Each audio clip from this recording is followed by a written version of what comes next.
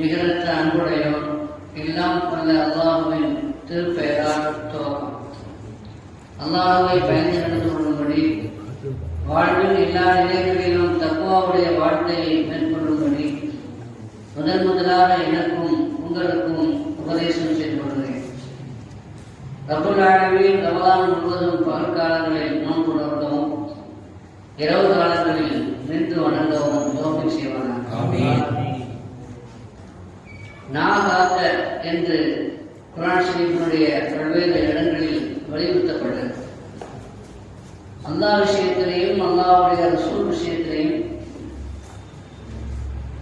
அதே மாதிரி அஹ்லுல் பைத் ஸல்லல்லாஹு அலைஹி வஸல்லம் குடும்பத்தார் விஷயத்திலையும், வழிமார்கள் நல்லவர்கள் நாதாக்கள் விஷயத்தில், பெரியவர்கள் முதியவர்கள் ஆலிம் உலமாக்கள் உஸ்தாத்மார்கள் இவங்க விஷயத்துல நாவை பேணிக் கொள்வது ரொம்ப ரொம்ப முக்கியமானது. யாருடைய தவறையும் நாம் பெரிதுபடுத்தக்கூடாது, யாருடைய குறையையும் நாம் அதை கொச்சைப்படுத்தி விடக்கூடாது. ரசூலுல்லாஹி ஸல்லல்லாஹு அலைஹி வஸல்லம் சொன்னார்கள், ஒரு மனிதன் ஒரு பாவம் செய்து அந்த பாவத்தை விட்டு அவன் தௌபா செய்திருப்பான்.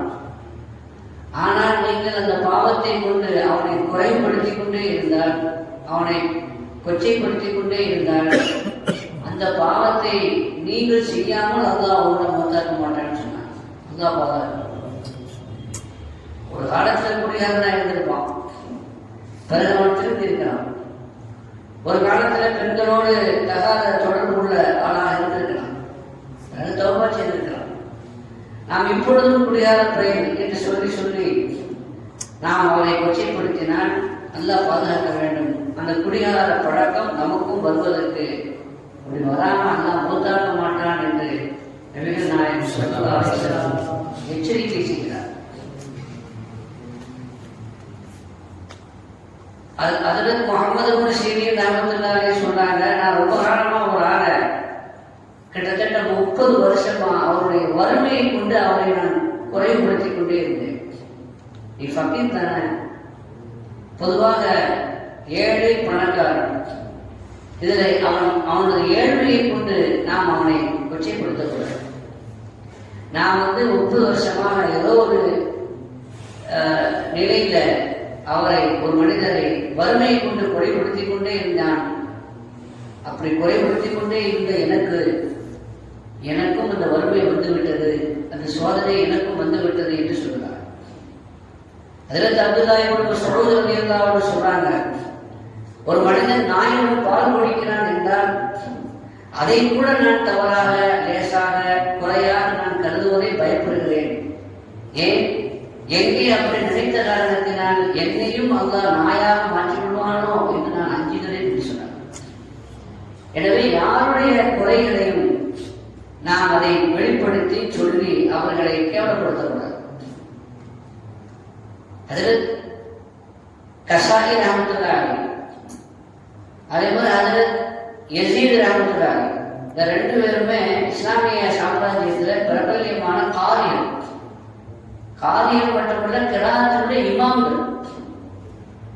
குர்ஆன் எப்படி ஓத வேண்டும் என்று தஜ்வீதினுடைய கலையை கற்று மட்டுமல்ல கற்பித்த இமாம்கள், கிராஅத்தினுடைய இமாம்கள். ஒரு நாளைக்கு 2 பேரும் ஆரம்பிச்சு பாஷாக அவங்களோடு ஒன்று சேர்ந்தாங்க ஒரு மஜ்லிஸ். அப்ப அந்த மஜ்லிஸ்ல மக்ரிப் தொழுகைக்கு வேண்டிய ஒரு நேரம் வருகிறது. அப்போ மிகப்பெரிய பிரபலியமான கிராஅத்துடைய இமாம் கஸாயி ரஹ்மத்துல்லாஹி அவர்களை முன்னிலைப்படுத்தினார், நீ இமாம் செய்யுங்க. அவர் இமாம் செய்யும் பொழுது குல்யாவுல் காஃபிரூன் அவர் ஓதுறாரு, திணறிடுச்சு. இன்னைக்கு சின்ன சூறா, அடிக்கடி ஓதக்கூடிய சூறா, கிராஅத்துடைய இமாம் அவருக்கு என்ன ஆயிடுச்சு, திணறல் ஏற்பட்டுச்சு. சலாம் கொடுத்து முடிச்ச உடனே யசீது இமாம் இருக்காங்கல்ல, அவங்க கூஃபாவுடைய இமாமுக்கு சின்ன சூறாவோட ஜன்னல் ஏற்பட்டு விட்டதே என்று அவர் சொன்னார். சொல்லியிருக்க கூடாது, ஆனா கூஃபாவுடைய இமாம் அவங்க கிராத்துடைய இமாம் குள்ளியாருக்காகணும்னா எல்லோருக்கும் அறிமுகமான சூறாவுடைய திறனாயிடுச்சு அப்படின்னு எல்லாருக்கும் முன்னாடி ஒரு வார்த்தையை விட்டுட்டேன். அடுத்து இஷாத்து வரைக்க வேண்டிய நேரம் வருகிறது. அப்போ இன்னொரு இமாம் இருக்காங்க, கிராத்துடைய இமாம் யசீத் அவர்களை முன்னிலைப்படுத்துறாங்க. ஹார்மோன்ஸ் பாசாவும் மற்ற எல்லாரும் அவங்க தொலைக்கும் பொழுது சூரத்து பாத்தியாவே அவருக்கு தெரிவிச்சு. யாருக்கு? கிராத்துடைய இமாமாக இருக்கிற யசீதி அவர்களுக்கு சூரத்து பாத்தியாவிலேயே ஒரு தரமாற்றம் வந்துவிட்டு. அப்பதான் சொன்னாங்க கசாயி யாரையும் கொலை சொல்றாரு, கொலை சொன்னா உனக்கு அது மாதிரியான முசீபத்து வரும். எனவே எந்த ஒரு மனிதரையும் எந்த ஒரு நம்ம வருத்தப்படலாம், பரிதாபப்படலாம். ரப்பே அது மாதிரி வராம அவரையும் பாதுகாப்பையா என்னையும் பாதுகாப்பையா அப்படிதான் சொல்லணுமே தவிர என்ன இது சொன்னே தப்பிட சொல்றதுக்கு பார்த்தே வாழ்த்தல விளையாட்டு தந்திருக்கிற அப்படின்னு விஷயங்கள் அனைத்து மனுஷனுக்கு. ஆக குறிப்பாக அகலபைத்து விஷயத்துல ஸல்லல்லாஹு அலைஹி வஸல்லம் குடும்பத்தார் விஷயத்துல நாம பேசணும். வரம்பு மீறி வார்த்தைகளை உபயோகப்படுத்தக்கூடாது. வரம்பு மீறி நாம் அவர்களை பேசக்கூடாத விதத்துல தகாத சொல்லை கொண்டு நாம் சொல்லிவிடக்கூடாது. குர்ஆன் ஷரீஃப்ல இந்த ஓதப்பட்ட வசனத்துல ஒரு வசனம் வருகிறது. ஹஜ்ஜாஜ் இப்னு யூசுப் மிக கொடுங்கோலன் என்று நமக்கு எல்லாம் தெரியும். வரலாற்றுல பல வழிமாதங்களை கொலை செய்திருக்கிறார் அநியாயமா. ஹஜ்ஜாஜ் இப்னு யூசுப் ஒரு நாள் அல்லாமா இமாம் ஷாஃபி ரஹ்மத்துல்லாஹி அலைஹி அவர்களுக்கு அழைப்பு வருகிறது. ஹஜ்ஜாஜ் இப்னு யூசுஃபுடைய சபையிலிருந்து அழைப்பு வருகிறது, வரணும் அப்படின்னு. அவன் தான் ஆட்சியாளர், கொடுங்கோலன், கூப்பிட்ட போகாம இருக்க முடியாது, அதனால போறாங்க. அன்னைக்கு வந்து ஈது அல்ஹா தியாக திருநாள். அந்த பெருநாள் அன்னைக்கு அழைப்பு போறது அழைப்பு போறாரு. அப்போ அவர் ஹஜ்ஜாஜ் யூசுஃப் ஷுஐபிட்ட சொன்னாரு, ஷுஐபி இன்னைக்கு வந்து என்ன நாள்? தியாக திருநாள் இல்லையா? தியாக திருநாள் என்ன செய்வோம்? குர்பானி கொடுப்போம். நான் வந்து ஈராக்கினுடைய ஒரு ஆள் குர்பானி கொடுக்கிறேன். ஆடு மாடு குர்பானி கொடுக்கிறதுக்கு பகரமாக அவன் என்ன சொல்றான்? ஈராக்கின் நாட்டை சார்ந்த ஒரு பெரிய இமாம், ஒரு பெரிய ஆடு, அவரை குர்பானி கொடுக்கலாம்னு நினைக்கிறேன். என்ன நினைக்கிறீங்கன்னு கேட்கலாம். சட்டப்படி எதை குர்பானி கொடுக்கணுமோ அதை கொடுக்கலாமே அப்படின்னு மென்மையா அப்படிலாம் செய்யக்கூடாதுன்னு அவனுக்கு திருப்பி பிடிச்சிடும். சட்டப்படி நம்ம யாரை எதை குர்பானி கொடுக்கணுமோ அதை கொடுக்கலாமே அப்படின்னு சொல்லிட்டு பிடிச்சிட்டேன். இல்ல நான் குர்பானி கொடுக்க அவர் ரொம்ப சொல்றாரு, ரொம்ப பேசுறாரு. என்ன பேசுறாருன்னா உண்மையை சொல்றாரு, சத்தியத்தை எடுத்து சொல்றாரு. ஆட்சியாளருக்கு பிடிக்காது, பொருள் உள்ளவர்களுக்கு பிடிக்காது. இவரோட நியாயம் பேசுறாரு. அப்ப நியாயம் பேசக்கூடியவர்களை கண்டால் அவர்களுக்கு ஆகாது. அதுவும் ஹஜ்ஜாஜ் யூசுப் போன்ற கொடுங்கோலர்களுக்கு ஆகவே ஆகாது. எனவே அவரை கூப்பிடுங்கள்தான். ஷுஐபி இமாம் வந்து ரொம்ப பயந்துட்டே இருந்தாங்க. என்ன ஆகுது தெரியல, மனுஷாரு இந்த கொலை போறேன்றான், குர்பானி கொடுக்க போறேன்றான், அதனால என்ன ஆகுதுன்னு தெரியல அப்படின்னு பயந்துக்கிட்டே இருந்தாங்க. அவங்க யாரு அப்படின்னா யஹ்யா இப்னு முஹம்மத் ரஹ்மத்துல்லாஹி அலைஹி அவங்க தான் அங்க வர்றாங்க. ஏதாவது ஒரு காரணம் தெரியணும்ல, உன்னை கொலை போறேன்னு சொல்ல முடியாது. ஏதாவது ஒரு தப்பு ஒரு வாய்ப்பு வர வைக்கணும். அதாவது இவனுக்கு பிடிக்காத ஒரு செய்தி வரணும், இவனுடைய கருத்துக்கு விரோதமான மாற்றமான ஒரு கருத்தை வாயிலுக்கு வர வைக்கணும். அதன் காரணமாக அவன் கதையை செய்யணும், முடிக்கணும் அப்படின்ட்டு பம்படியா அவர்கிட்ட பேச்சு கொடுக்கலாம். யாரு? ஹஜ்ஜாஜ் இப்னு யூசுப். ஹஜ்ரத் ஹசன் ஹுசைன் ரலியல்லாஹு அன்ஹுமா இந்த ரெண்டு பேர் விஷயத்துல நீங்க ரெண்டு பேருமே ரசூலுல்லாஹ்வுடைய அஹ்ல பைத் அவனுடைய வாரிசு அப்படின்னு நீங்க நினைக்கின்றீர்களாமே, கருதுகின்றீர்களாமே அப்படின்னு கேட்டான்.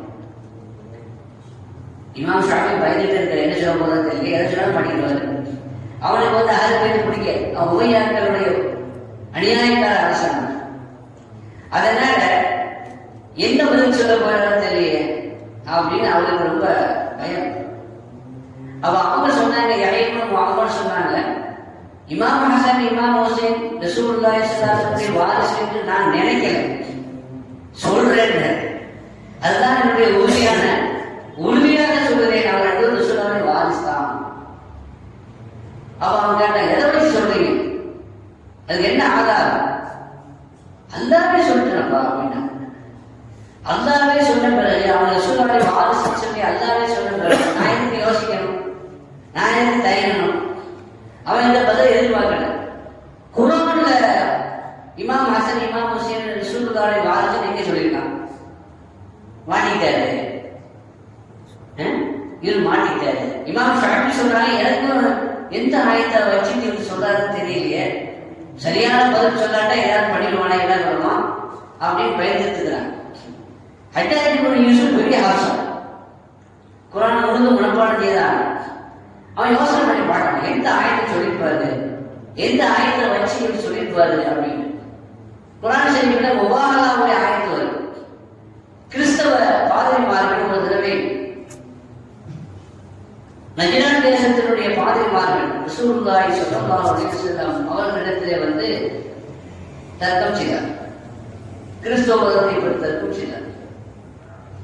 ஸல்லல்லாஹு அலைஹி வஸல்லம் ஈசா அலைஹிஸ்ஸலாம் அவர்கள் அல்லாஹ்வுடைய நபிதான், அல்லாஹ்வுடைய தூதர் தான், அவர் தேவகுமாரனும் அல்ல தேவனும் அல்ல என்பதை ஆயத்தின் அடிப்படையில் ஆதாரத்தின் வெளிச்சத்தில் எடுத்து சொல்கிறார். ஆனா இவங்க எதையுமே ஏற்றுக்கிற மாதிரி இல்லை. தான் பிடிச்ச வயலுக்கு 3 நாள் என்பது உறுதியாக இருக்கிறார். உடனே அல்லாஹ் சொன்னா, இவங்ககிட்ட இப்படி நியாயமா தர்க்கம் பண்ணி விவாதம் செய்து அது அவங்க உண்மையை புரியுற மாதிரி ஆட்கள் அல்ல, அதனால முபாஹலாக்கு கூப்பிடுங்க அப்படின்னு சொன்னான். அல்லாஹ் சொன்னான், தஆலோ நத்லு தஆலோ, நீங்க அவங்கள கூப்பிடுங்க, வாங்க, எதுக்கு முபாஹலா செய்வோம். முபாஹலான்னா என்ன அப்படின்னா, நம்ம 2 பேர்ல யார் பொய் சொல்றாங்களோ அவர்கள் மீது அல்லாஹ்வுடைய சாபம் உண்டாகட்டும் அப்படின்னு நானும் சொல்லணும், நீங்களும் சொல்லணும். இப்ப நான் சொல்றது ஈசா அலைஹிஸ்ஸலாம் அல்லாஹ்வுடைய அப்து, அடிமை, அல்லாஹ்வுடைய தூதர், இது எங்களுடைய நிலை.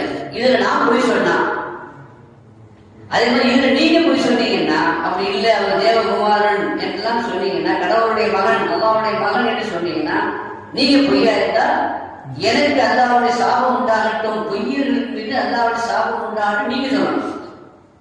தனிநபர் மட்டும் வரக்கூடாது. நதுரு அபனா ஆனா அபனா வனிசா ஆனா வனிசா அன்புசனா அன்புசன், அதாவது எங்களுடைய ஆண் மக்களை நாம் அழைப்போம், பெண்களையும் பெண் பிள்ளைகளையும் அழைப்போம், நாமும் கலந்து கொள்வோம். நான் ரெடி ரசூலுல்லாஹி ஸல்லல்லாஹு அலைஹி வஸல்லம் சொன்னாங்க. இப்போ இவங்க தான் ரசூலுல்லாஹி ஸல்லல்லாஹு அலைஹி வஸல்லம் சார்புல யாரெல்லாம் நடந்துக்கிறா அந்த முபாஹலா ரெடியா வந்தது யாரு?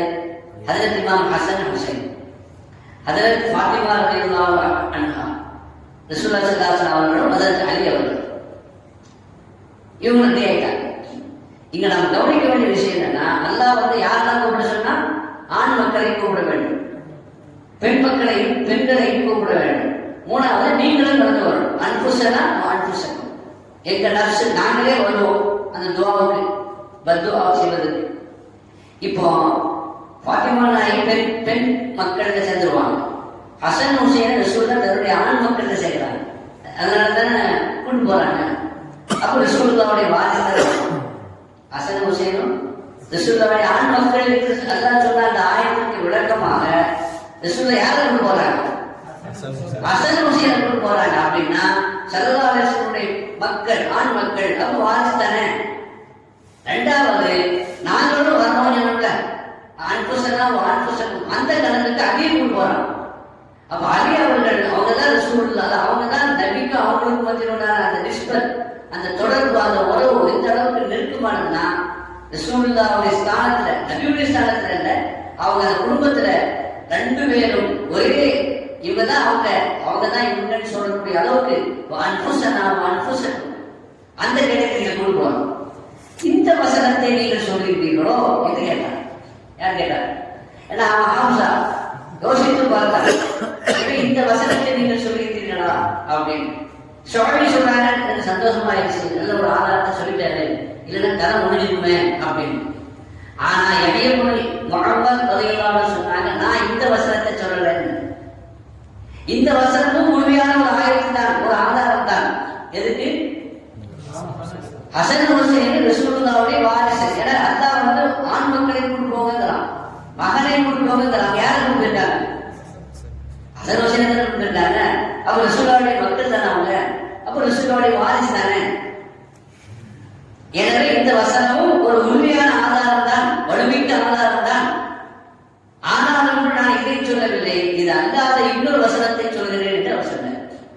அவன் வசனம் பண்ணி பாரு, இதெல்லாம் வேற என்ன வசனம் இருக்குது சொல்லலாம். இந்த ஆளுங்க குரான்ல வந்து ஹசன் ஹுசைன் ரசூலுல்லாஹ்வுடைய வாரிசுங்கிறதுக்கு ஏதாவது ஆதாரம் இருக்குதா? இது இல்லாம ஏதாவது ஒரு ஆயத்து இருக்கிறதா? இது என்ன சொல்றாரு? அவன் சொன்னா ஒழுங்கான ஆயத்தை நீங்க கொண்டு வரணும், மறுக்க முடியாத ஆதாரமாக இருக்கணும். அப்படி மறுக்க முடியாத ஆதாரத்தை ஆயத்தை கொண்டு வந்து நிரூபித்து விட்டால் 10,000 நான் உங்களுக்கு தருவேன். எத்தனை?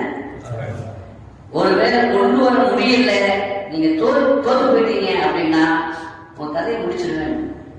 வெள்ள துணி வைக்கப்பட்டது, அருவாள் கொண்டு வைக்கப்பட்டிருக்குது. ஒருவேளை அவர் சொல்லலன்னு சொன்னா, அவரு வாதத்துல ஜெயிக்கிற அப்படின்னு சொன்னா அந்த ஸ்பாட்லயே அவர் தலையை சீவி விட வேண்டும் என்பதற்கான ஆயத்த பணிகள் எல்லா ஏற்பாடுகளும் நிறைவாக.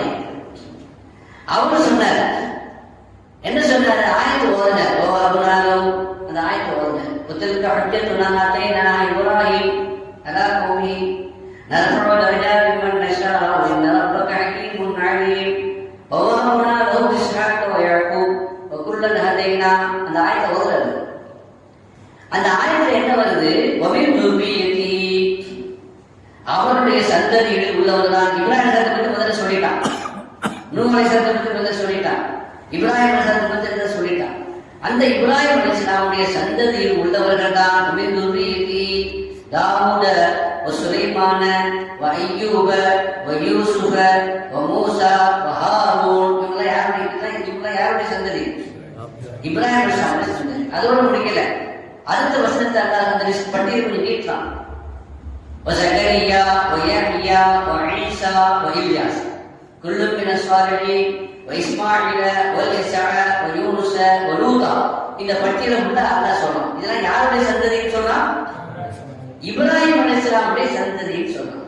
இந்த இப்ராஹிம் அலைஹிஸ்ஸலாமுடைய சந்ததி என்று அல்லாஹ் சொல்லும் பொழுது அந்த பட்டியல்ல யாரெல்லாம் இருக்கிறா? ஈசா நபி இருக்கிறாங்க. ஈசா நபியும் எந்த கருத்துல அவங்க இந்த ஆயத்தை ஓதுறாங்கன்னா, பாத்திமா வந்து ரசூலுல்லாஹ்வுடைய பெண் வாரிசு தானே. பொதுவான நடைமுறையில வாரிசுன்னா எதை சொல்லுவோம்? ஆண் பிள்ளைகளுடைய வாரிசுன்னு சொல்லுவோம். இப்போ ஹசன் ஹுசைன் வந்து பாத்திமா நாயகனுடைய பிள்ளைகள் தானே. பாத்திமா ரசூலுல்லாஹ்வுடைய மகள் தானே, இல்லையா? பெண் வாரிசு எப்படி வாரிசுன்னு சொல்ல முடியும் அப்படிங்கிறது அவனுடைய தாவம். பெண் வாரிசு நடைமுறை அப்படித்தானே. நம்ம உலகத்துல வந்து என்னுடைய வாரிசுன்னா யாரும் சொல்லணும்னா, என் ஆண் மக்களுக்கு பிறந்த பேரப்பிள்ளைகள் தான் சொல்லுவேன். என் பெண் பிள்ளைகளுக்கு பிறந்த வாரிசு என்னுடைய வாரிசு நான் சொல்ல மாட்டேன். அது அந்த கணவனுடைய குடும்பத்தினுடைய வாரிசாக தான் செய்யப்படும், நடைமுறையில் கருதப்படுகிறது. அவன் அந்த பாயிண்ட வச்சு பாத்திமாவுடைய பிள்ளைகள் தான் இவங்க பெண் வாரிசு எப்படி வாரிசு ஆகும் என்ற கருத்துல தான் இந்த வாதத்தை முன்வைக்கிறான். இப்ப இந்த ஆயத்தை ஓதுறாங்க. இப்ராஹிம் அலைஹிஸ்ஸலாமுடைய சந்ததியில உள்ளவர் தான் ஈசா நபி அப்படிங்கிறாங்க. ஈசா நபிக்கு பாப்பாவே இல்லை. ஈசா நபிக்கு யார் மட்டும் இருக்கிறாங்க? மரியம் மட்டும் தான் இருக்கிறாங்க. அப்ப ஈசா நபி பெண் வாரிசு தானே. பெண் வாரிசையும் இப்ராஹிம் அலைஹிஸ்ஸலாமுடைய வாரிசு நல்லா சொல்லணும். இப்ப இப்ராஹிம் அலைஹிஸ்ஸலாம் ஈசா நபிக்கு எவ்வளவு முன்னாடி உள்ளவங்க?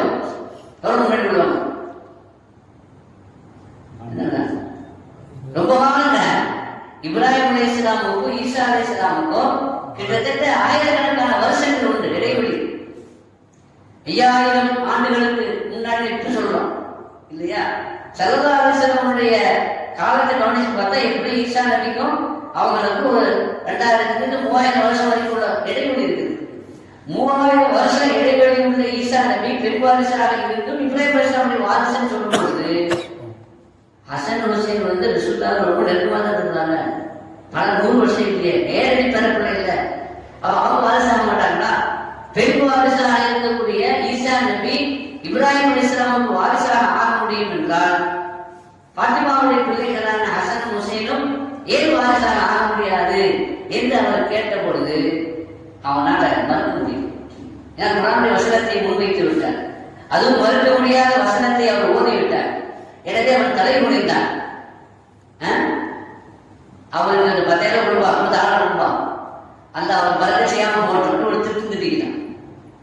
இப்ப இந்த வசனத்துல நபிமார்களுடைய விஷயத்துல அகல பைத்தினுடைய விஷயத்துல அவன் என்ன செய்யறான்? கொச்சப்படுத்த நினைக்கிறான். நம்ம அந்த மாதிரி விஷயத்தை நம்ம என்ன செய்யணும்? ரொம்ப ஜாக்கிரதையா இருக்கணும். இன்றும் ரசூலுல்லாஹி ஸல்லல்லாஹு அலைஹி வஸல்லம் குடும்பம் வாரிசு என்று யார் தான் இருக்கிறாங்க? பாத்திமா நாயகத்துடைய பிள்ளையா தான் இருக்கிறாங்க. கியாமத் வரைக்கும் அவங்க தான் வாரிசு. சாதாரண வாரிசுன்னு சொல்றோமா இல்லையா?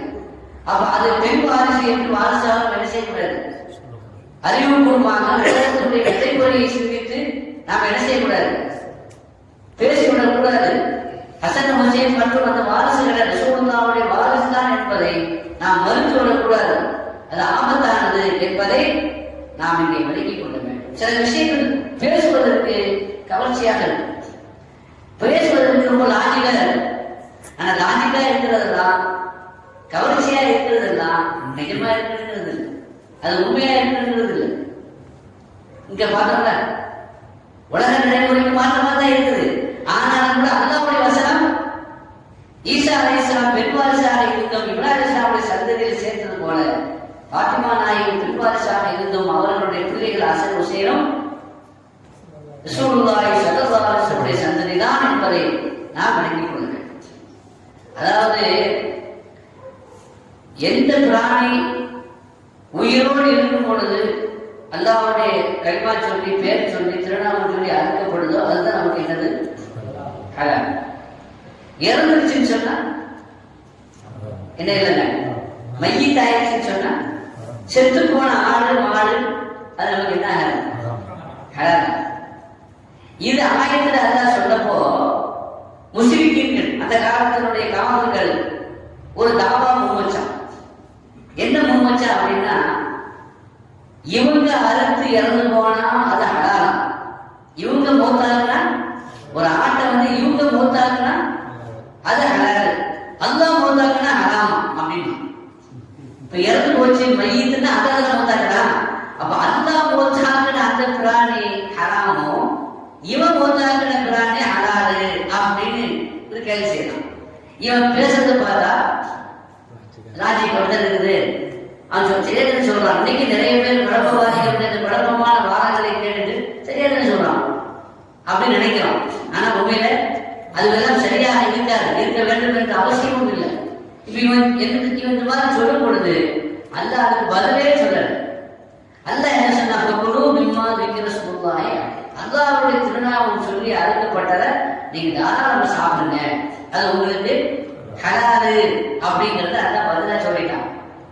ஏன் அப்படின்னா இதுக்கு ஏன் பதில் சொன்னா கொஞ்சம் யோசிச்சாலே இதுக்கு பதில் வந்துடும். என்ன பதில்? இவன் என்ன சொல்றான்?